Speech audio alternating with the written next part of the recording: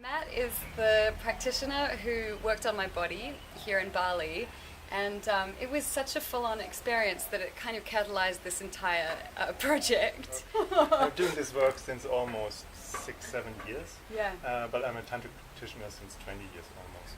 And just so much passion for this expansion, for the possibility in our body to go into these places where we all love to go, and where we just surrender into this deep state of bliss into ourselves. And I've been working over the last year with many practitioners, with many other practitioners, but the main practitioner was a midwife I work with. Her name is Silja Rehfeld. She's from Berlin, and she was actually teaching me something where she said she has 4 eyes, so 1, 2, 3, 4, and that's what she was doing. She was just like starting to work internally with women before giving birth to release the tension around the cervix and the vagina walls. Wow. And the conclusion that we just made together, because I was a tantric practitioner, she was the midwife, when we combine that with a body work and releasing that tension out of the body, women should be able to have an ecstatic experience without giving birth. Because all women who are going through her experience have the capacity of giving ecstatic birth. So we were translating that into sexual healing work. Oh, so yeah, right. So this is where it started. Right. And so why the 21 days is there's something in our brain that calls the reward system in our limbic brain that is related to, it calls the pleasure center. And when we're having any kind of substances in our body, like nicotine, coffee, alcohol, any kind of drugs, we actually creating huge amounts of dopamine. And this dopamine, this is where the reward center is created in an addictive circle. Mm-hmm. The highest level of dopamine we can create in our body without any substances is the peak orgasm, the contractive peak orgasm. And the clitoris is a beautiful tool and toy, is a pleasure button that I highly recommend to include in any sexual stimulation. Yeah, thank you, because I'm very attached to clitoral stimulation, and I think it's really important not to, make it, pushed to the side. I think it's really important. The important part is not to having an agenda or a goal of the peak when you stimulate yourself. Yeah, and I was thinking about that with the cervix as well, like how do you get away from having this kind of goal focus? Do you have any tips? Well, after 21 days, when you realize that that your sexual pleasure is not related to the peak orgasm that you just had literally before, you can reach much higher stages of sexual pleasure or arousal than you can actually have on a clitoral orgasm. Right, well with clitoral orgasm it kind of just dissipates after that. Yeah, so you can just keep going higher and higher. Right. You have to relax. Relax the pelvis. So the 21 day is literally the time that the reward system, the pleasure center in the brain, needs to recover from every pattern of addiction.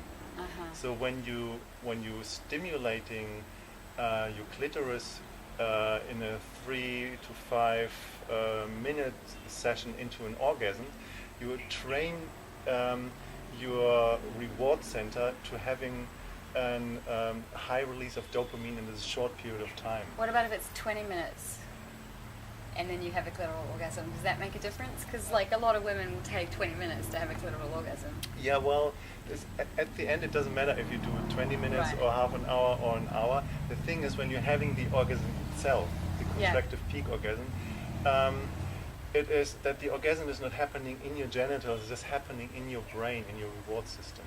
Right. Okay, that's key. Okay, so that what we know in our genitals is just it's a spasmic reflex.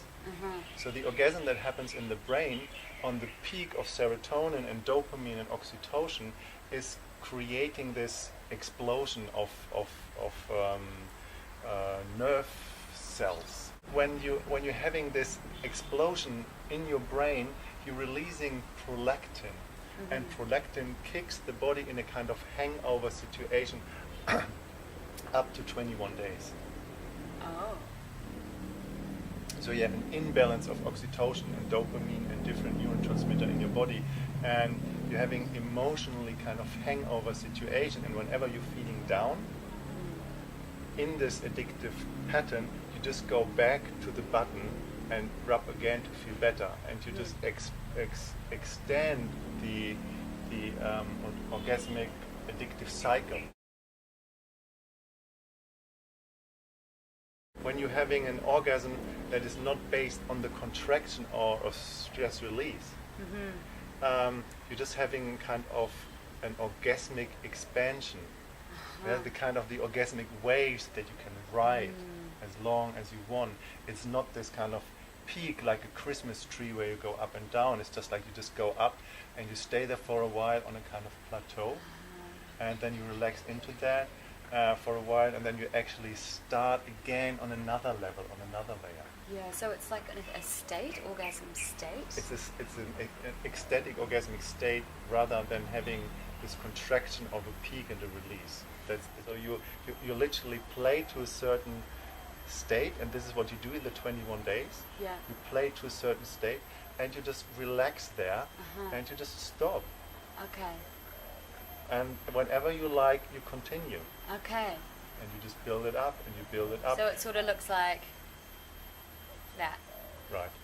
So you build it to a certain place. Is it similar to a technique called edging? Have you heard of that? Oh yeah, yeah. Similar? It's similar than that. In edging itself, you play, well, you can use the procreative peak orgasm as well in edging. Yeah. It's a kind of a praxis of self-challenge. Yeah. So you just literally go as close to the edge as you like. Yeah.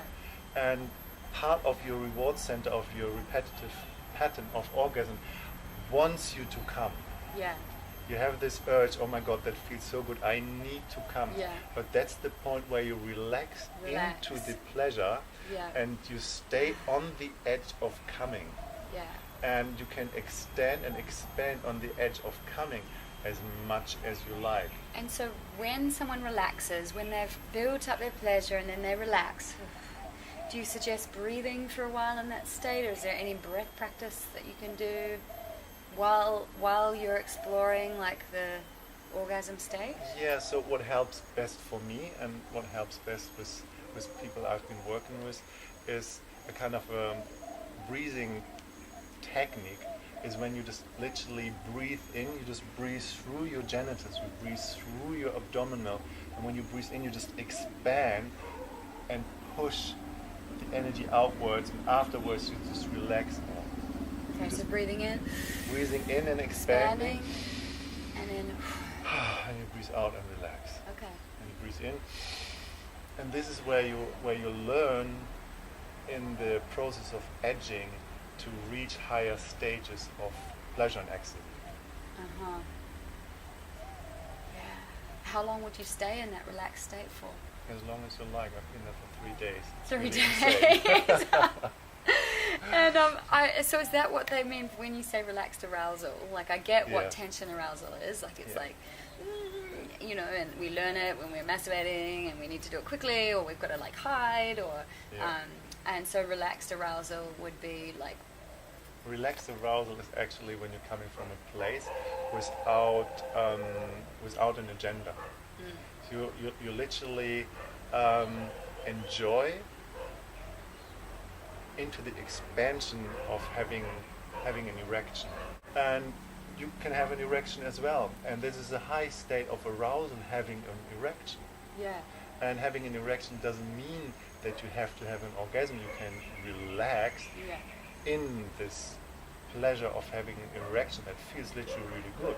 yeah, right. And you can stimulate your clitoris, that is not only the pearl, the tip of the iceberg, that is as well the erectile tissue that is getting... Oh, that was just flying in my mouth. It's just flew up your nose. The insects are attacking. Well, it's just like unconsensual penetration. So if sexual engagement or orgasm or self pleasuring or masturbation is always related to stress relief, then deeper layers of our nervous system that are related to higher stages of pleasure or ecstasy, they're not getting touched, they're not getting activated. Yeah, we have 4 pelvic nerves.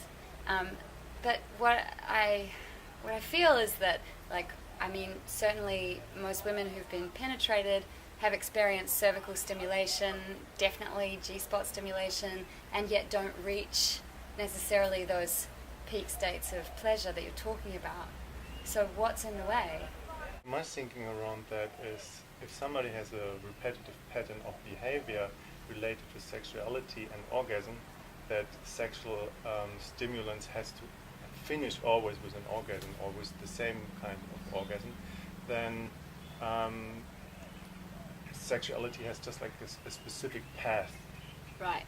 And if this specific path is related to the release of dopamine, like an addictive circle, deeper layers of stimulants actually not getting activated. And the deepest stimulants that women can have internally, and sorry guys, we are just like very poor in this approach, women having the cervix connected to the vagus nerve, to the parasympathetic nervous system. So the vagus nerve is parasympathetic nervous system? Right.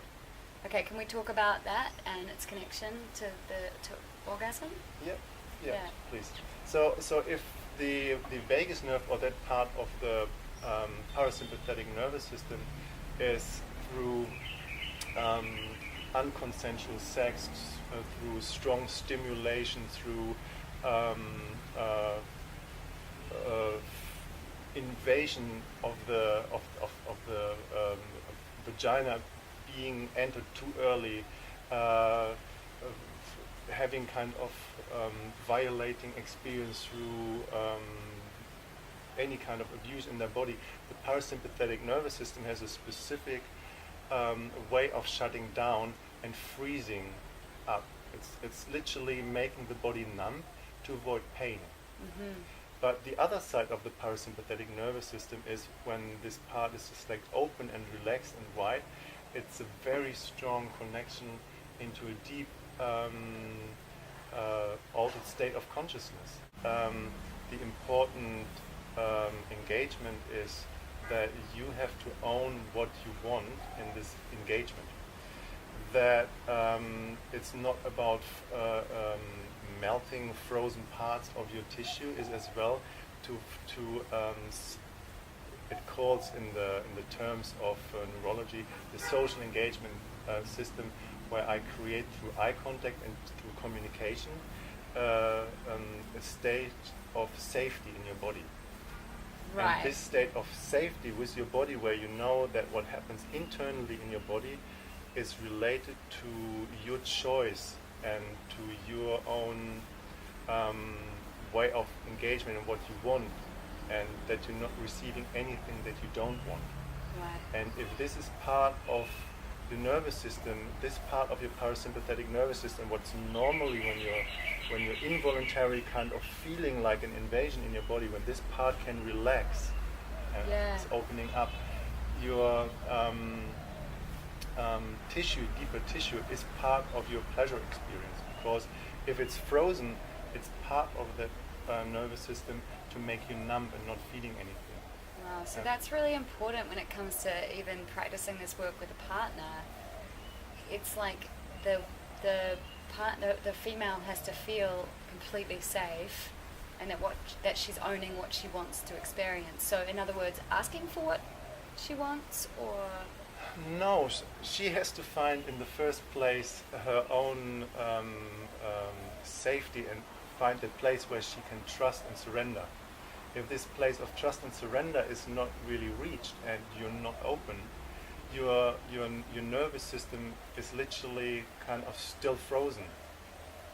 So if that means when you're getting entered too early, right. when you're getting entered, when your body is not receptive for being right. entered, your nervous system is still on the other side of this response, where it's frozen and kind of still numbed. The clitoris legs, they're going internal, they are as well connected to the uterus. Yeah. So you can bring this clitoris pleasure internal towards your cervix, towards your uterus. And is that, because I remember you saying to me, are you feeling the connection between your clitoris and your cervix? Yes. What were you meaning by that? That is normally it's kind of in the brain, in the pleasure center, just like separated, because one part comes through the vagus nerve, one part comes through the pudendal nerve. You can just like connect them in your brain by stimulating them at the same time. Ah, I got it. Just kind of connecting some synapses somewhere in your brain. Yeah, right. Okay. That's cool, because what I have been really enjoying lately is expanding where my focus is in my body, so I'm not just literally just focused there. Like I might try and bring some attention up here so that I'm expanding where the pleasure is being felt in my body, and I'm not so like, you know... Clit focus. Yeah. Yeah. I found that's really helpful. So that sounds similar, like connecting a sort of a deeper internal place with the clitoris sounds sort of similar as a way of expanding pleasure. Yes. So this way of expanding pleasure, where your clitoris is just part of it, is just another part of your nervous system. But when you stimulate it, when you're having your uterus and your cervix stimulated, what is related to the vagus nerve, it's just part of your chest. It's part of your heart. And it's part of your breasts, and it's as well part of your nipples. So that's just like all one big system that is not only focused and centralized on the clit. So this is what the 21 day literally is. You're just getting away from this focus, but you're not pushing it away. You're not rejecting it. You're using that consciously to expand from this point of the clit into the rest of the entire sexual system of your entire body. That can be every part of your body. So I wonder if that's where nipple-gasms come from. Oh, very much. Vagus nerve. Absolutely. Right. So stimulating breasts and nipples, it's great. I mean, it's a great practice anyway. Yeah. But that could also help open the nerve pathway during what, you know, if you combine it. And an interesting thing is about the masculine and the feminine, I'm not saying masculine or feminine, man and female body, or male and female body, is that the polarity of the genitals. So men actually have a plus in their genitals, women have a negative pole there. That means men, we like to be touched first in our genital. Women have a plus pole in their heart and in their breast. They need and like to be touched first there. And then it just opens up. And men need to be touched in their genitals first, and then they're just opening up. So breast massage is a great practice. So for women, don't start directly on your clit. Don't start directly on your genitals. Start on your skin. Start on your body, on your breast, on your nipples, and just include your genitals in there. Don't get only focused on the clit. This is the 21-day thing. I have one more question. Yes. So then, what is the experience of orgasm like? Not orgasmic state. Like, so now I'm confused. So is there a peak? Yes. Okay, this is totally another chapter. But if you have that minute?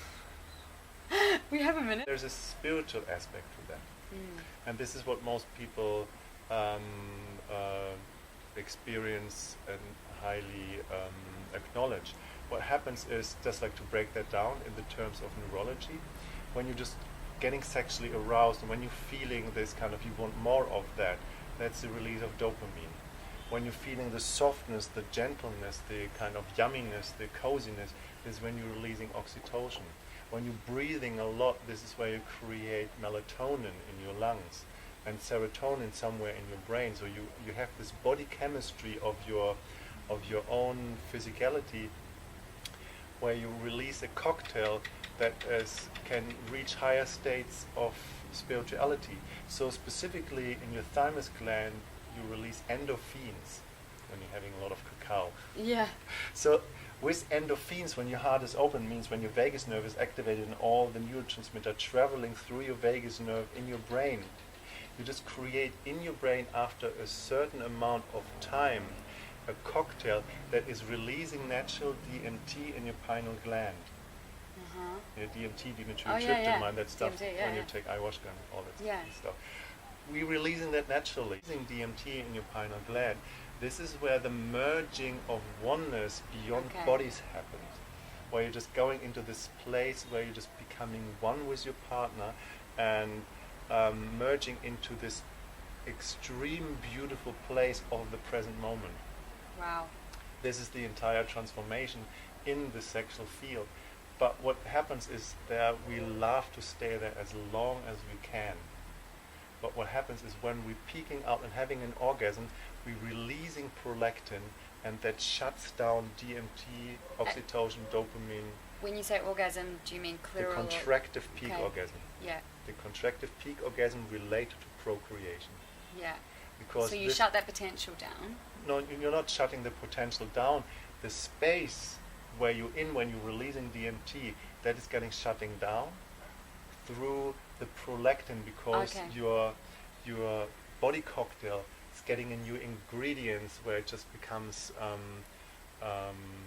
more Yeah. flat. Yeah. Wow. So you stay So- in this place, and you're actually getting out of that space not by orgasm, not by the contractive peak orgasm. You're getting out of that by being in an orgasmic state, and you can revisit that as So is there a peak? there is no peak. There is no peak. So you just keep going with that, and then you're saying that all of this kind of starts to activate and moves up, and then Yeah. there's the DMT release, and then you have that experience of oneness. Yeah. All what happens is you're becoming extremely relaxed around sex. You're becoming extremely present, and you start to feel your environment in the present moment much more active. Wow, that sounds amazing. It just kind of does seem like quite a hard place. Like that seems. No, it's absolutely totally Will I ever worthy. get there? Oh yeah, you will. Yeah, you will. It's worth every moment is worth every practice, everything. So I've done. practice, learning about owning your sexuality. I think it's a bit of a theme that's come up. Being able to ask for what you want. Explore yourself. Just find out Exploring. what is the right thing. for And this you. is really what this is all about. It's really about exploration. Yeah. And Tantra is a beautiful path, Yeah. and it has been misused and abused so many times for certain benefits that are not tantric. So Pleasure. how do you know when your cervix is starting to open? I mean, I don't know if you can answer that because you don't have one, but I mean, how do I know? Will it just feel good? It feels much better. Okay, have I missed anything? Is there anything else you want to Oh, there's add? so much more to say, and there's so much more questions. So when Do you you- have do you- any kind of question, you Yeah. can always Yeah, you can find Matt at uniquetantra.com. or send me an email, info@uniquetantra.com, and At the moment he's in Bali. If you're here, you might want a session. and find out what is possible for you.